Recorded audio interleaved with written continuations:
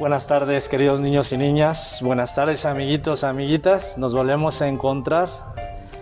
Recuerda que este día especial, sábado, estamos reconociendo los valores y las cualidades de Jesús. Tú recordarás que hemos estado hablando acerca de estas cualidades de Jesús como maestro. Hoy vamos a reconocer y a reflexionar cómo Jesús es un maestro que escucha y dialoga. Inmediatamente tiene que venir a tu mente tal vez tu maestro, tu maestra, cuando estabas en clase presencial, porque ahorita es una manera distinta de estar en clases virtualmente para muchos, o algunos todavía no regresan a clases, pero quiero que recuerdes que tu maestro, tu maestra también deberían de tener a Jesús como un modelo de maestro. Y esta característica de Jesús maestro que escucha y dialoga es muy importante, porque de eso también nosotros tenemos que aprender.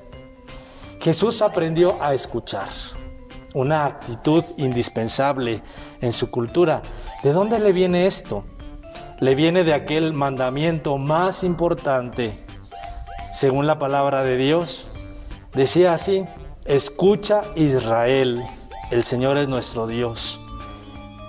El Señor es el único Señor, etcétera, etcétera, etcétera. Yo lo que quiero que tengas en cuenta es esta palabra, que muchas veces cuando mencionamos los mandamientos, y especialmente el primer mandamiento, no nos olvidamos de decir: escucha, Israel.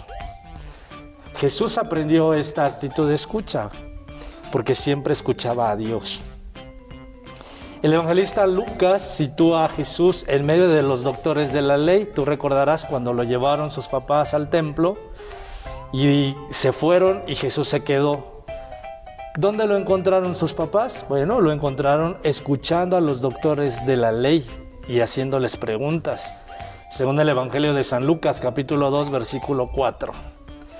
Así que Jesús aprendió a escuchar a su Padre Dios, de tal manera que Él mismo supo escuchar cordialmente a quienes entraban en contacto con Él. Por ejemplo, los discípulos. Todo lo que podríamos nosotros encontrar en Jesús, humanamente hablando, lo aprendió así con los humanos, escuchando a las personas. Jesús es el maestro que conoce y ama personalmente a sus discípulos, los entiende, los respeta, pero también les invita a pensar y les invita a dialogar. Tú recordarás varias de las parábolas. Las parábolas es ese método en el que Jesús nos enseña y nos muestra este camino de escucha. Cada una de las parábolas es para que escuchemos qué es lo que Dios nos quiere decir, por un lado acerca de esas enseñanzas y por otro lado acerca de las parábolas que contienen toda una sabiduría de parte de Dios. Así que estas parábolas tienen este elemento muy importante del diálogo. Así que a través de esta escucha, de esta visión, podemos nosotros encontrar ese cambio en los discípulos y en todos los que tratan realmente de escuchar a Jesús. Un cambio de visión y un cambio de comportamiento. Jesús cultivó esto muy bien con sus discípulos. El diálogo, la escucha, sabía hacer las preguntas adecuadas a cada persona, la cual refleja que sabía prestar atención a cada situación particular. Preguntas que también le enseñó a sus discípulos para que ellos mismos tuvieran una manera diferente de mirar la vida, de mirar las situaciones, etc.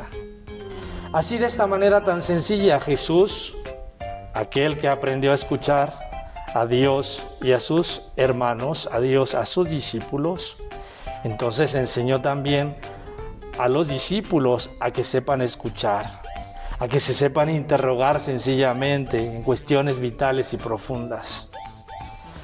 Jesús respeta a los discípulos y por lo tanto los discípulos respetan a Jesús. Por ejemplo, cuando los discípulos hermanos Santiago y Juan le pidieron estos lugares tan especiales para estar con Él. Maestro, queremos estar contigo. Queremos que nos pongas uno a la derecha y otro a la izquierda cuando estés en tu reino. Jesús ni se enoja, ni reprime, ni reclama. Simplemente escucha y después hace la pregunta. ¿Pueden ustedes beber la copa que yo he de beber? Es una pregunta que abre el diálogo y que espera una respuesta del otro.